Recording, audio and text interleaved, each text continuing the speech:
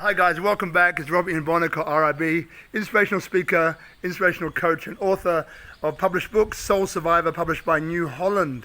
Welcome back, guys. Now today we're going to talk about some hard truths behind writing a book. Some hard truths behind writing a book, so we don't leave you under any misconception about what this is, right?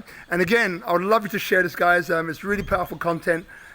Share it with people that you know who would love to write a book, who've always been afraid, or would love to write a book because they know how to build a brand and that it's important, or love to write a book because they love to turn their story into a six-figure income.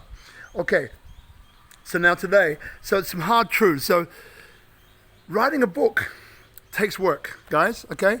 It takes work. Now, how much work does that take? I'll give you an example. So for me, as I mentioned before, I wrote my book in 10 weeks, okay? I produced a 50,000 word manuscript, which is what the publisher wanted, because the content of my story was strong enough to warrant that many words, all right? So what did I do? I broke it down. I broke it down into how many words I could write per session, which I realized was about 1,000 words in one sitting.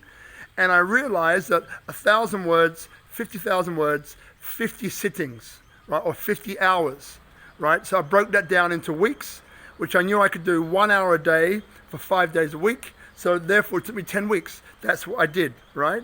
That's what I followed, and that's how I did it in 10 weeks, right? It's actually less, but there's a bit of planning that goes into it. But what you have to understand is that, your feelings might get hurt writing a book, because when you write about yourself, you write an autobiography, there's things in there that you're going to face that maybe you've been hiding from, right? So you've got to understand that when you write a book, there's nowhere to hide. It's a very cathartic exercise, but there's nowhere to hide, right? So the first thing is understanding that you need honesty, sincerity, authenticity. If you don't have that, it's not going to work. The reader won't be brought into your story and won't believe you, and therefore won't listen to you and will check out. Probably won't even finish the book. So procrastination, guys. Procrastination is a key one that hurts a lot of people. So, wow, we're here in Bali and it's just about to have a little bit of a rainstorm. We'll be quick. So procrastination, guys, is one that hurts a lot of people. Remember, fear, right? We have fear as human beings, right? Since the time of Neanderthal man, right? We're fearful that there might be a saber-toothed tiger lurking behind a bush. Our brain is a filing cabinet, right? And it wants to keep us alive at all costs. So we have this thing called a security guard that begins to rule and dominate our brain and our mind, right? It doesn't want us to get hurt. It doesn't want us to put ourselves in a situation where we could fail, right?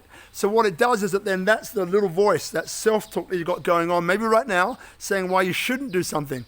And we're very intelligent, we're very manipulative, even subtly, to talk ourselves out of doing something. So if this is you, then a quick technique, right, is to ask yourself, number one, is this a fear that is real? Remember, false evidence appearing real. That's the acronym, false evidence appearing real. So is this even real? That's the first thing you want to ask yourself. Number two, is this going to kill me? Right? And the chances are, no, it won't. Right? So then what you're establishing here, that this is actually just a fear. False evidence appearing real. Right?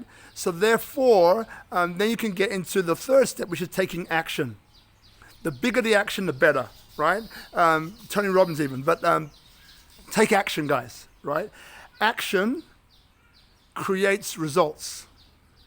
And if you go in with that viewpoint of action creates results, you'll get a result, right? So take action, meaning dive in, get into it, commit, right?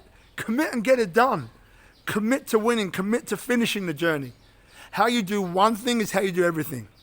How you do one thing is how you do everything. So don't give up. Keep on going, right? Another way to get over fear is come up with 3 different scenarios. First scenario, what happens if the worst thing happens? What would happen? How would I respond? Second scenario, what would happen if the best outcome should happen? How would I respond? The best outcome should happen. How would I respond? The third little trick is, okay, what's in the middle of that, right? The worst thing doesn't happen. The best thing doesn't happen. Is somewhere in the middle. How would I respond? When you write those 3 things out, then you will mitigate the fear, which will allow you to move on.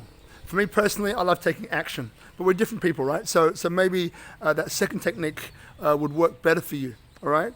So what's another one? Another one is is mastery, right? So mastery is this pursuit of always getting better, of always improving.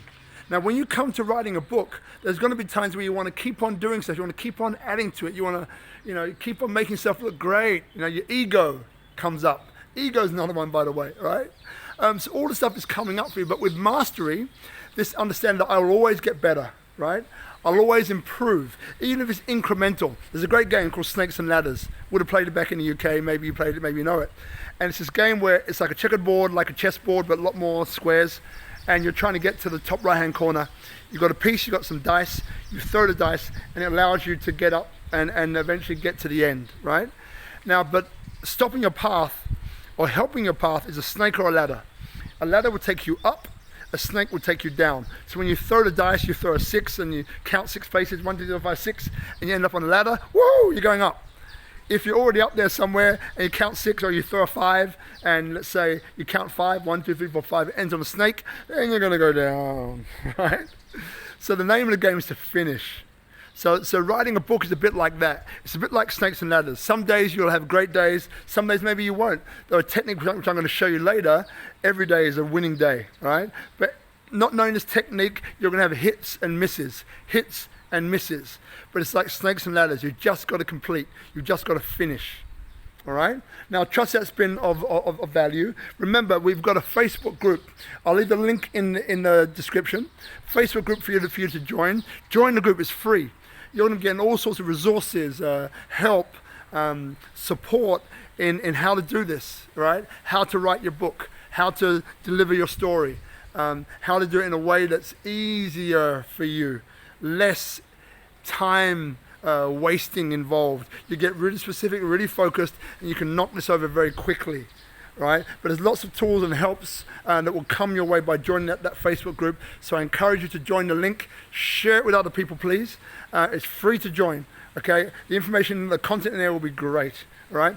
Now for the next session, so we've already spoken about failure, right? We've touched upon it. So next session, I'm going to go into you and let you know just a few points, maybe 2 or 3 points of why people fail. You need to know this. Because again, if you know what the journey is already, if it's laid out in front of you, then you know exactly how to negotiate each step. And that's what I want to do with you to help you to get to that next step. So please tune into the next one, same place, same time. Join the group, okay? Spread the message, and look forward to seeing you next time. Bye for now.